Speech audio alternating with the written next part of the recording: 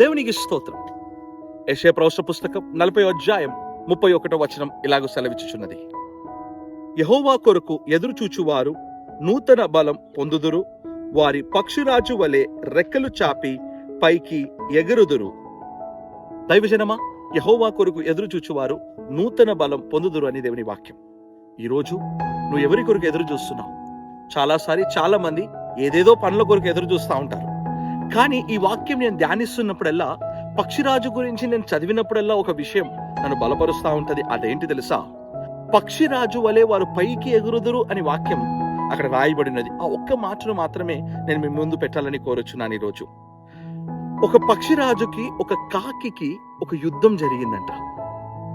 ఈ పక్షిరాజుకి వ్యతిరేకంగా కాకి ఒక రోజు తిరగాలని తీర్మానం తీసుకొని ఈ ఎగురుతున్న పక్షిరాజును తల మీద ఎక్కి, అంటే దాని రెక్కల మీద ఎక్కి దాని తల మీద కొడుతూ ఈ పక్షిరాజును గాయపరచడం మొదలుపెట్టింది.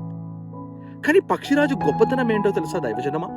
ఈ పక్షిరాజు తిరిగి కాకిని అటాక్ చేయలేదు. అటాక్ చేయలేక, బలం లేక కాదు. పక్షిరాజు పక్షులలోనే రాజు, అందుకొరకే దానికి పేరు పక్షిరాజు. కానీ దైవజనమా, ఈ పక్షిరాజు చేసిన పని ఏంటి తెలుసా? ఈ కాకి కొడుతున్న కొద్దికి ఇది దిగలేదు, ఎగురుతున్న ఈ పక్షిరాజు దిగలేదు, కానీ ఇది పైకి ఎగురుతూనే ఉందంట. ఇది ఒక లెవెల్ ఆఫ్ హైట్ లోకి, అంటే కాకి ఒక లెవెల్ ఆఫ్ హైట్ కే ఎగరగలుగుతుంది, కానీ పక్షిరాజు దానికి మించిన ఎత్తైన ప్రదేశంలోనికి పక్షిరాజు ఎగరగలుగుతుంది. అందుకొరకు ఒక లెవెల్ ఆఫ్ హైట్ పోయేంత వరకు ఈ కాకి కొడుతూనే ఉంది, పక్షిరాజును గాయపరుస్తూనే ఉంది. ఈ కాకి అనుకుంటుంది ఇంకా కొద్దిసేపట్లో నేను యుద్ధం గెలవబోతున్నాను, ఈ పక్షిరాజు ఎగురుతున్న పక్షిరాజు కింద పడిపోతుంది అని. కానీ ఈ పక్షిరాజు చేసిన పని ఏంటి తెలుసా? ఇది ఇంకా పైకి ఎగరడం మొదలు పెట్టింది.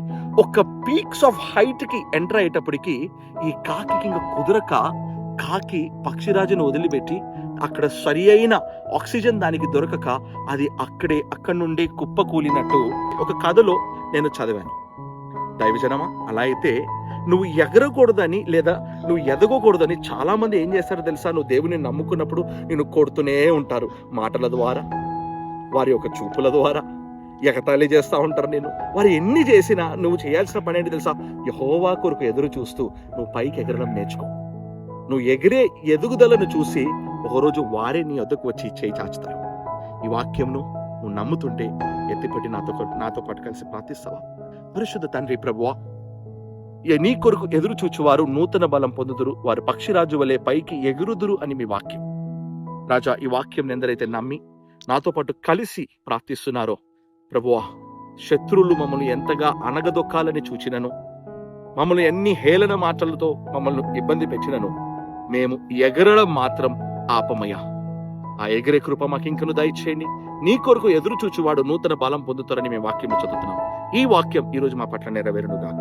సమస్తమును మీ హస్తానికి సమర్పిస్తూ యేసు క్రీస్తు వారి పరిశుద్ధ నామమున ప్రార్థించి వినయముతో వేడుకుంటున్నాము పరలోకపు తండ్రి.